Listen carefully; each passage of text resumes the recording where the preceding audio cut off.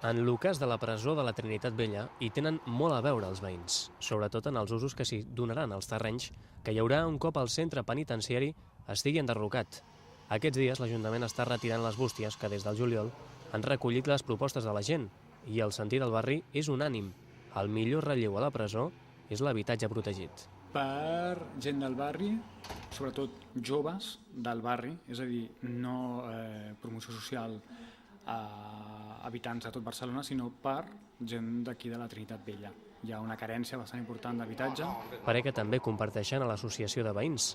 Tot i que encara desconeixen quanta gent ha votat, diuen que la participació ha estat alta i a banda dels pisos protegits demanen un mercat municipal i un centre específic de formació professional, dos equipaments inexistents a Trinitat Vella. Els mateixos serveis i equipaments que tenim ara els teníem fa 25 anys aproximadament i per tant la població ha crescut bastant més. Llavors això per nosaltres és un cavall de batalla que no deixarem que es tiri enrere. Vull dir, el tema d'equipaments i serveis en funció de la població té que estar ben recollit. Antigament es deia de qui anava a la presó que anava a la Quinta Forca. Per això l'Ajuntament vol convertir els terrenys en un pol d'atracció amb un equipament que la connecti més amb la ciutat. El que estem intentant és portar algun tipus d'equipament que faci que qualsevol barceloní o barcelonina vingui a la Trinitat Vella i vingui per una bona raó, perquè li ve de gust, per un motiu d'oci, d'esport, cultural, el que sigui, però que entrem també en l'itinerari de la ciutat de Barcelona.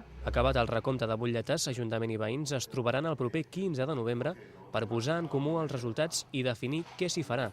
És previst que el procés culmini al febrer, quan els veïns coneixeran fins a on s'ha escoltat la seva veu.